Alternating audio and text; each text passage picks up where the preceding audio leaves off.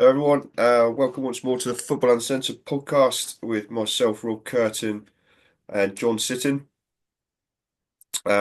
Just before we start, as it's the season to be jolly, etc., etc., if anyone is looking for a little stocking filler and they like a read and they like football,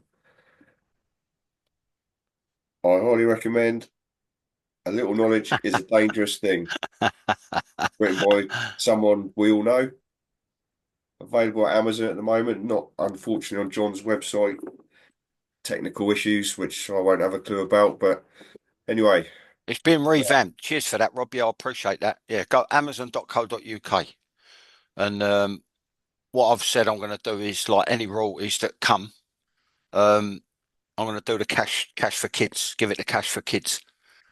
Uh, my favourite radio station. well, there we go. There's an even better reason Yeah, so see, to it get go the book, was everyone. like Christmas presents for kids. So it's two Christmas presents in one. Someone wants a stocking filler. And while we're on the subject of Christmas, we're going to try and get another couple in. Before Christmas, one betwixtmas with the Boxing Day fixtures, and also on a note of celebration, happy birthday to yesterday. I didn't Thanks know very it. I much. didn't know your thing, which is eerie. It's the same. It's the same day as my much loved, dearly departed mum. So many Oh, happy returns for your birthday yesterday. thanks very much. Much That's why. appreciated. No wonder you must have had a good night. You look It wasn't too terrible. bad. It wasn't too bad. I managed to blot out the football results to a certain degree yesterday evening, which I'm sure that'll get a mention in a mo. We could start there if you liked indirectly. Since our last episode, and well, in the last less than 24 hours, we've had two more dismissals in the Premier League. Russell Martin of Saints obviously being one, and Gary O'Neill of Wolves being the other. Um, I've not I've not seen his interview on Match of the Day or Match of the Day 2, whichever one it was last night, but I've read a few bits and pieces today. I watched it. It seemed, I mean, I'll let you take it up, but it seems like he did a bit of a Scott Parker Yeah, when and then him and Scott did a me. Yeah, yeah, probably. What he said, I understand where he's coming from. Totally, pure frustration, anger, and it manifested itself in what he said. Where obviously paraphrasing, but he implied they weren't good enough for the level, and they struggled with even the basics. So it's a slight paraphrase, but those were the words used. He said we're trying to but the best that we can to. I've been at this level now for 3 years, he said, and we're trying our best to you know, but so are some of the players. He said we're trying our best to get them used to the level or get them like prepared for the level, but they're struggling even with the basics. So that was that. it's pretty So damning. yeah, I mean it's pretty damning, but obviously born of frustration, born of anger. Yeah, The marking in the box. I mean, I'm just how I was. I can relate to so many things said over the weekend. So many things. It's unbelievable. I had a good chat with the ex Orient physio, two 50-minute chats. I had a brief call from him, but then I rung back, so I don't think he wanted to use his minutes. Uh, um, he's a pensioner, bless him, on disability now. Bill. We lost a friend.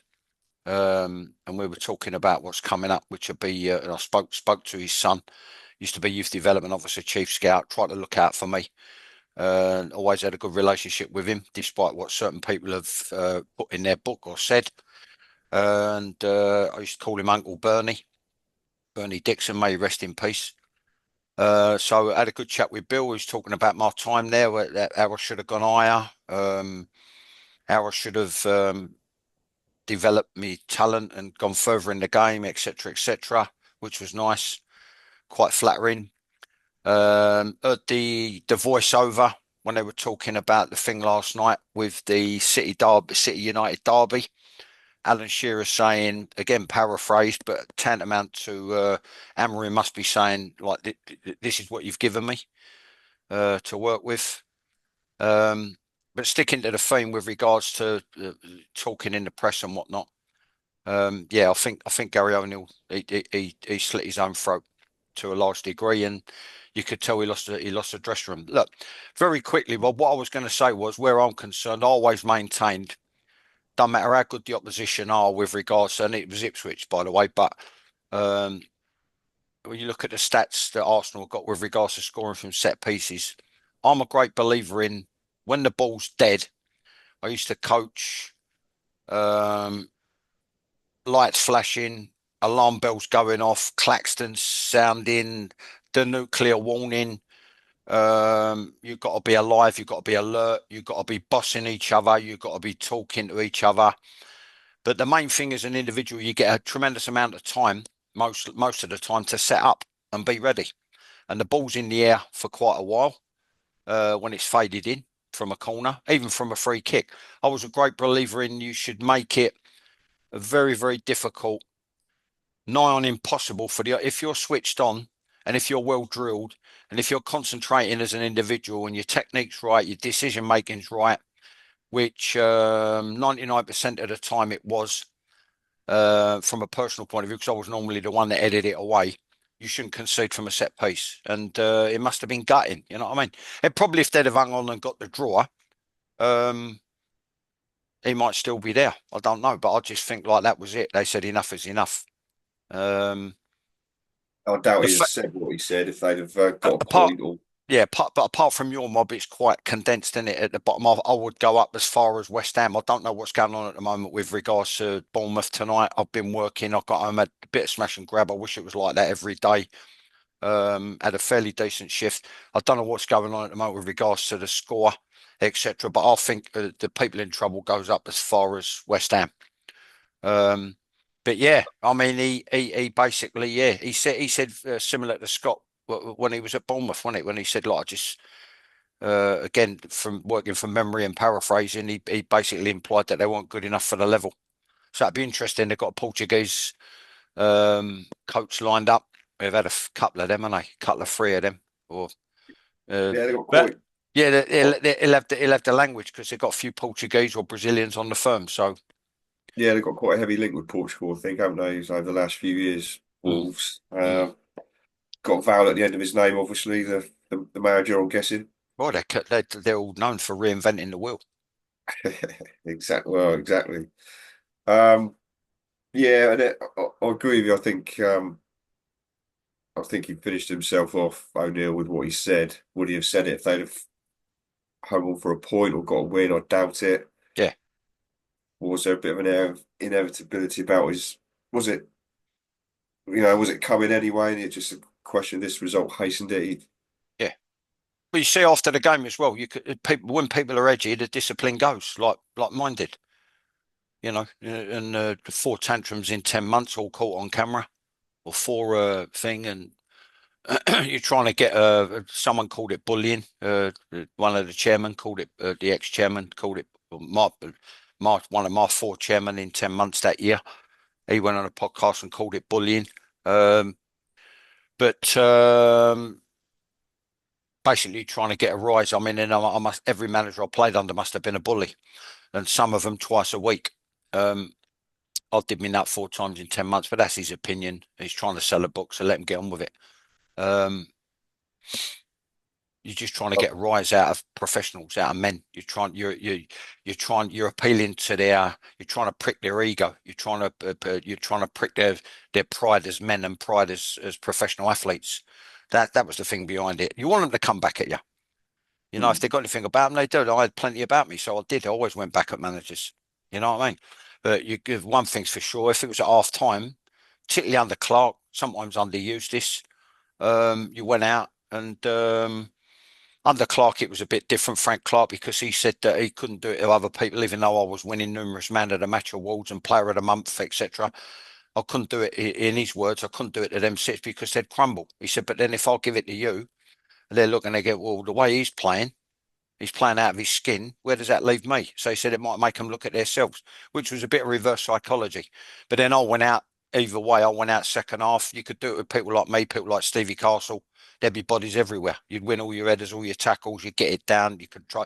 You make sure your control was right on point, and then you'd simplify your game with your passing, etc. So it's about getting a reaction.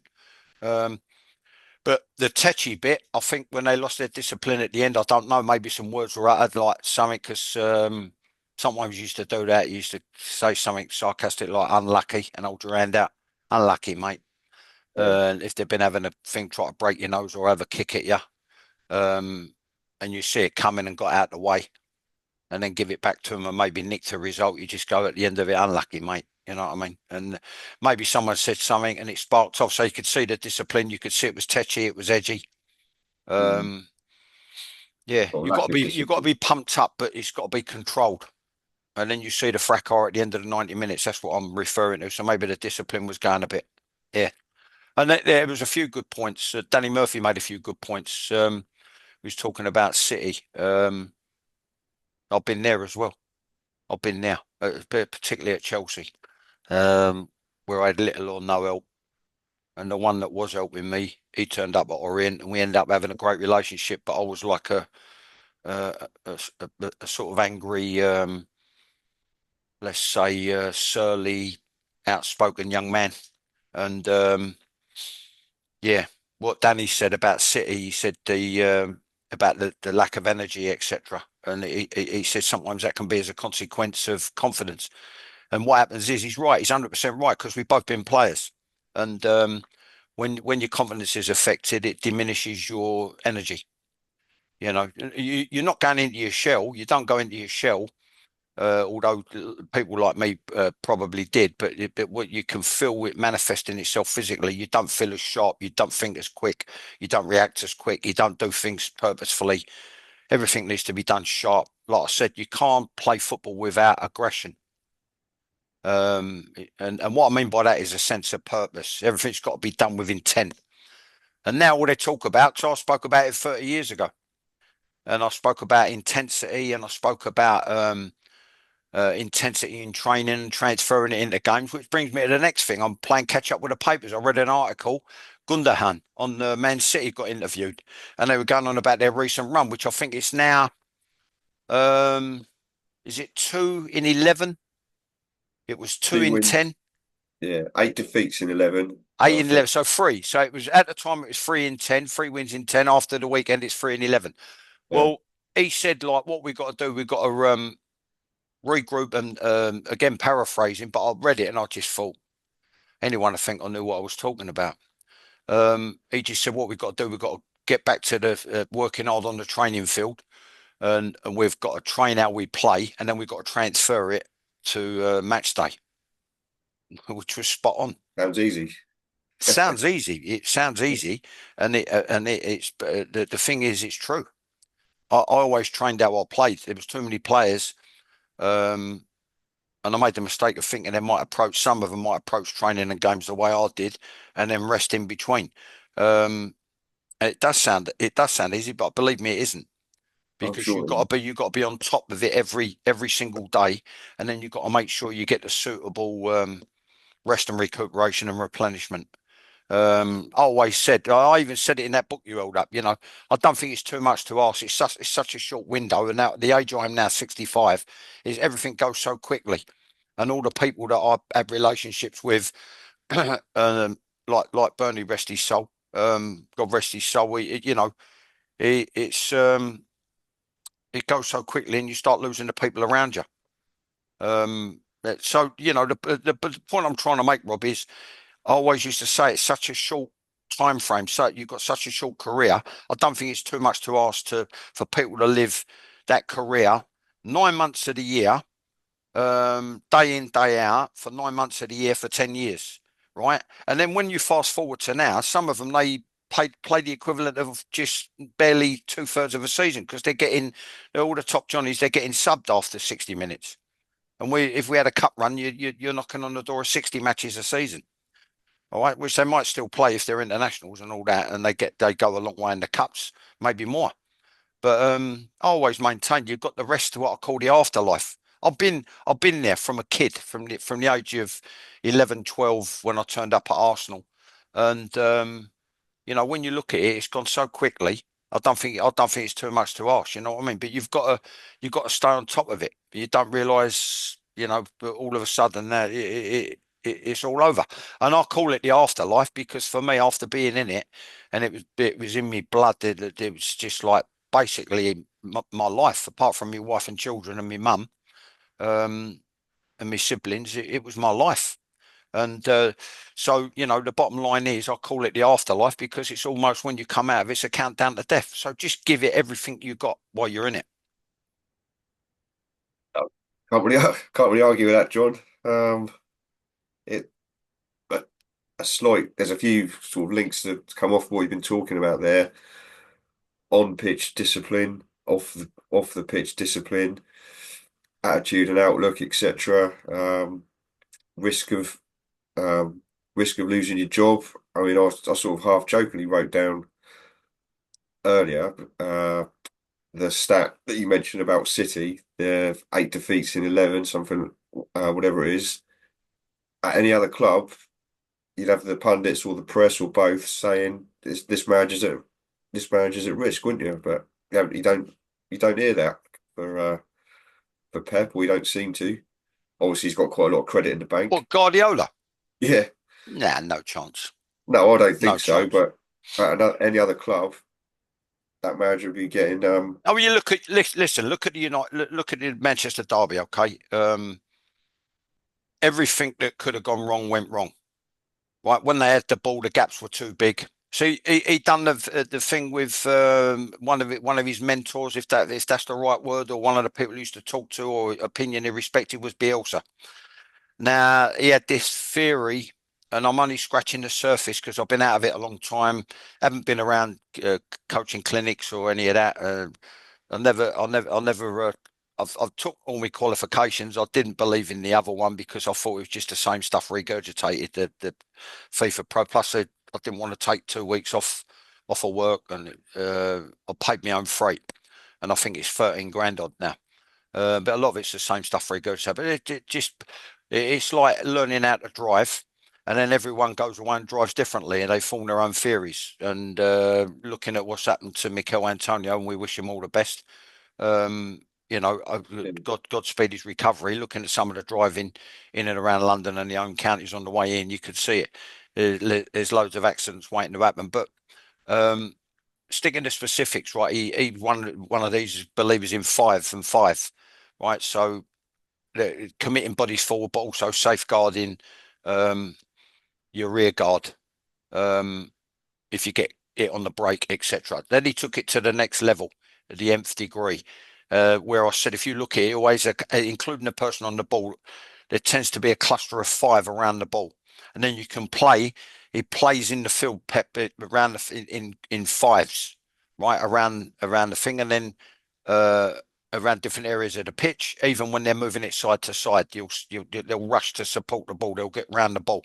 Whereas what used to be coaches, your first movement for a forward or a midfield player is away from the ball to come back and get it. So, basically threatening the back, or one run for the defender, one run for you.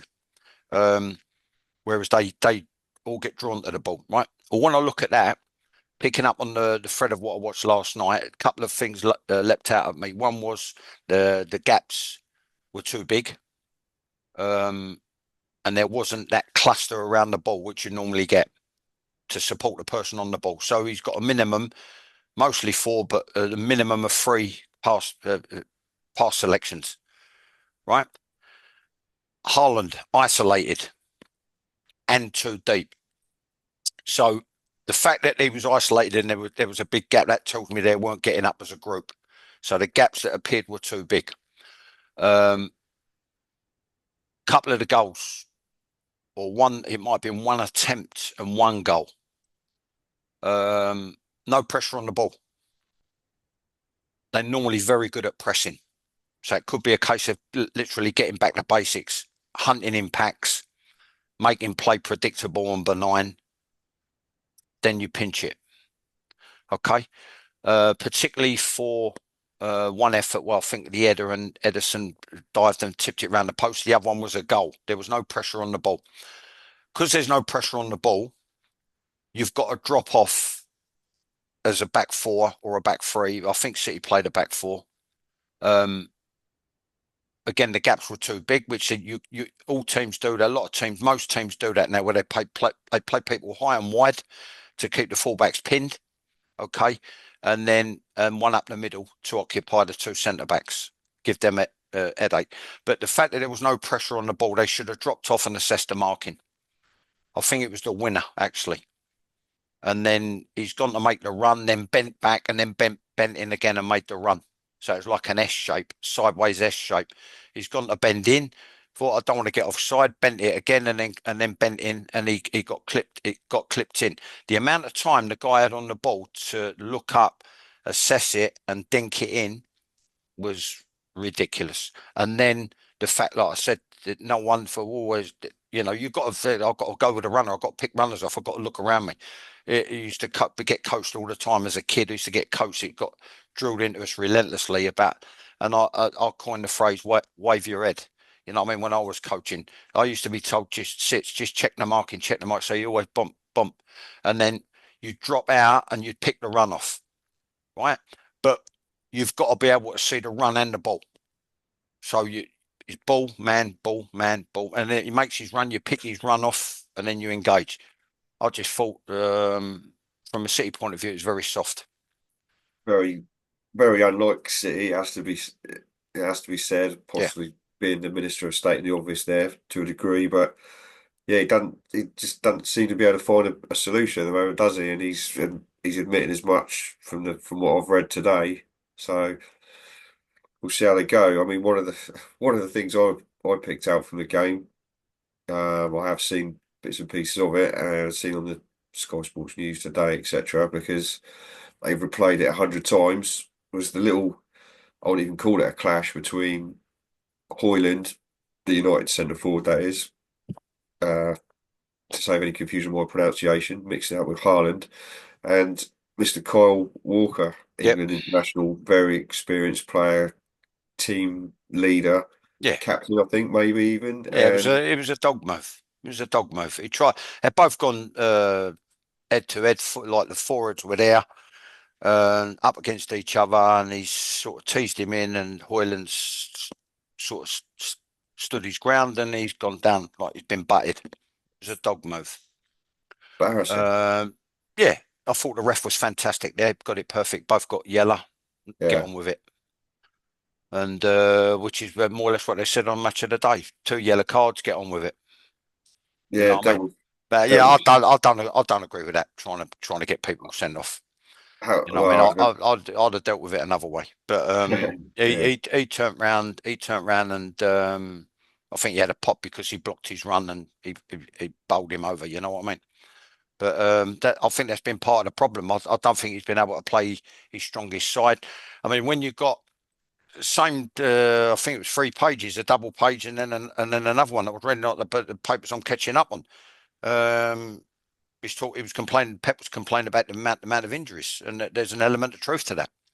yeah, But when you've got like in bygone months, weeks, months, maybe a couple of years, the pick of whoever you want in all the world for whatever money you need to spend to win the treble. I think it's too late to start complaining about it now, and nor should you, because you would think. What I will say is, in his defence, I think either he's not the athlete he was, De Bruyne, or he's carrying an injury. Because I was watching his recovery runs, and I was watching when he could have pressed and he didn't. I was watching when he could have engaged with a teammate and gone as a pair, or gone as a three, or gone as a four, and he didn't. He was looking to just like be spare and maybe pick up some scraps. Someone won it, tidied it up, give it to him. Um, One of the best midfield players of the Premier League era, but we all have our time. Whatever happens, they've got to replenish the squad. mm, Um, Massive, massive hole there without Rodri. Stones has been in and out he's picked up injuries. He come on a sub the other day. There's a lot of stuff. They rely a lot on Haaland. Yeah, so and he weren't getting the service. and so much so he ended up coming so deep. And there was once when I think he was in the right back position and hit a clearance. And Right. I think it was Shay Given. He said, like, we know he's quick, but even he's not going to get on the end of that because he hit the clearance and there was no one there. You know what I mean? To bend his run into the channel and be the foundation, the base to build from. Yeah. Some I problems to definitely solve. they need to get back to basics. They need to get Yeah. the thing drilled. They need to the gaps were too big. They were too big lengthways and they were too big widthways. We have to move on a little bit. Time's ticking away from us as per normal. I was going to mention, don't want to get too much into it now because we spoke about United and City a fair bit, but there was a fairly well publicised statement, selection or non-selection of a couple of players by Amorim for United, and he's fairly openly stated that Brilliant, yeah, brilliant. well, I haven't picked him because they weren't at it, basically. Brilliant, yeah. I said it 30 years ago, and I did it 30 years ago. Like again, I say anyone would have thought I knew what I was talking about at the time, but they didn't. A lot of them didn't. They just thought I was being. Someone said 1 minute John Sitton loved you, the next minute he didn't. It don't work like that. You know what I mean? I never took a personal dislike of one single person in my dressing room. The bottom line is, if they were punctual and they weren't at it in training and they weren't looking after themselves and they were putting on as one individual, like I've said before in many interviews, it was either £8 in 11 days or £11 in 8 days. And he even confessed in his own book the feeling not sharp, feeling lethargic, feeling weak, susceptible to illness and infection. I just said, listen, you've got to take a long hard look at yourself. And then they wonder why they left out the side. I thought it was brilliant. And the way he explained it was brilliant as well.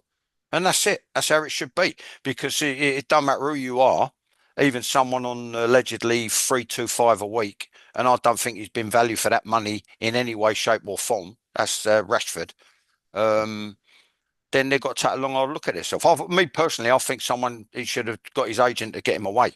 I think he needs a fresh start. I think That'll probably happen he's now, been won't it? stout for 2 years. Yeah. I Um, think he and probably and will. and and all the thing that was very touching. I had this almost heated discussion with Lord Hudson on that Football Uncensored podcast of yore. You know what I mean? And I think he's a fantastic player, and he can play anywhere along the front. He wants him and Don ganged up on me in the respect that they both agreed. I said, well, I think that's a nice thing. You know, like social commentary, social accept. Um, uh, Social conscience, if you like, where he was trying to help the kids with lunches and breakfast and blah blah blah. That's all very admirable, but not to the detriment of how you end up performing. And No, that's just me looking at it. Anyway, sticking to specifics of the here and now. I think he was bang on. Amorim, and that's it. And if they say why he left out the squad, you say well because they weren't at it. But everyone starts fresh Monday, which is also what I used to say. Clean yeah. slate. What's done is done. We draw a line under Saturday. Now it's a case of who wants to think. All I know is how I think. I didn't give a monkeys what was going on around me. I wanted one of them centre back shirts, right? And that's it. And what you do, you train accordingly, and it should be the same for every position. The problem arises, like it did for me, when you ain't got competition for places. That ain't going to happen at United. No, they got plenty of players. Whether it's the right ones for Ruben Amorim or not remains to be seen. Right, last 2 or 3 minutes, unfortunately. We had a couple of other points to talk about, but what I want to bring up is we spoke. I think it was on the last episode, and we talked about the lesser clubs infiltrating the top six, the big six, Yeah, and we talked. I asked you about could they sustain it, and your paraphrasing and shortcutting slightly was essentially no, I don't think they can. That's the short answer. Obviously, you went on and you elaborated a little more at the time. Brighton, one of those clubs, they've experienced a little bit of a downturn recently. yeah, They had a poor result at the weekend, yeah, losing home to the M23 derby to yeah, Palace, yeah. and Great so they're Palace kind of performance. I watched it. Had everything: organisation, pace, power, threat, good decision making, dangerous balls in behind, dangerous balls into the box. Yeah, it's a good performance. Oh, it must have been pretty good. That's 3-1 away wins. No Yeah, mean feat wherever you go, I would yeah, say.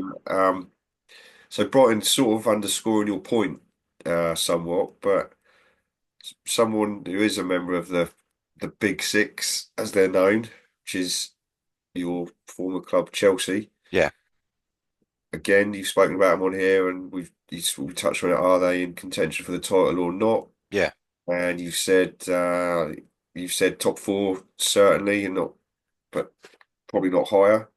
They can go top next weekend by all accounts if they yeah, win their game on Sunday. yeah. Ca- Are they contenders? Can Chelsea sustain it? Without a doubt, the way they're playing at the moment. But I agree with the manager in terms of trying to play it down, play it low key, keep the pressure off the players, keep the level of expectancy low. He's handled it exactly how it should be handled, how I would have handled it.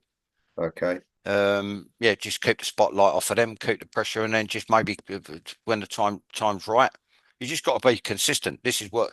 If my memory serves me right, they showed statistics of Brighton against the bottom teams, and it's not very good. Their record's not very good. The key is, apart from quality players who need to be structured and organised, and then give them liberty of thought, especially where Chelsea's concerned. You've got players there, blistering pace and Cole Palmer. You give them that liberty of thought. The bottom line is consistency, consistency, consistency. And that's they've struggled against the teams lower down.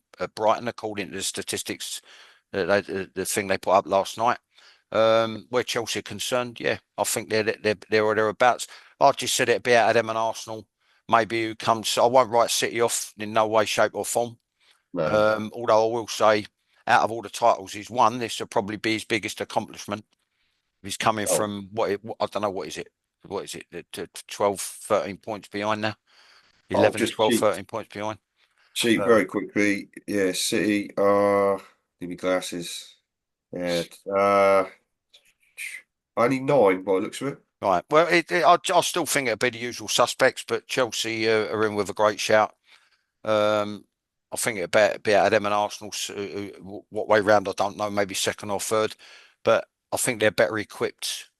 Um, he seems to have tightened things up at the back, but the way they've tightened things up at the back is not working on the back, although they probably have worked on the back. I think the key is the two central midfield players screening the back four.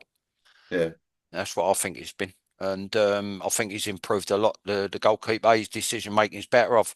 There was never any doubt about his agility, athleticism, flexibility, and the great saves he pulls off. He's just got to try. He needed to, and he did at the weekend. His decision making on his distribution. Not induce pressure by hitting the wrong ball or miss it in the wrong ball, and putting a back player under pressure. You know what I mean? But yeah, I mean, it's a lot of it's as you were. I still see elements of what they did under a couple of other managers, 3-4-3, evolving into 3-3-4. It don't start off like that, but it's as they go through the thirds, and they've got great all-round athleticism in every department.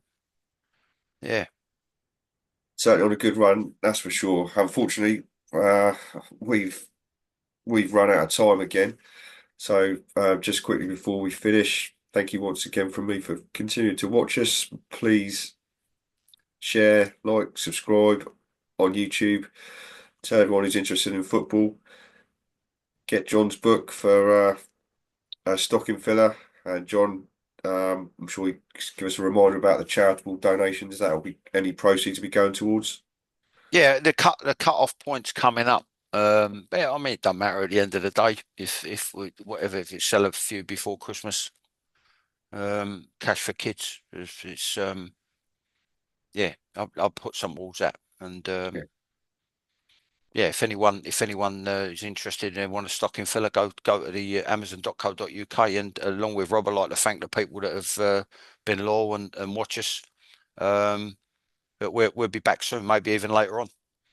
If I could absolutely. if I could talk me boy into doing setting up another one. And once again, Rob, thanks for your time. All right, John. Speak soon. Thanks all. Cheers, mate. Speak soon. Bye. Later.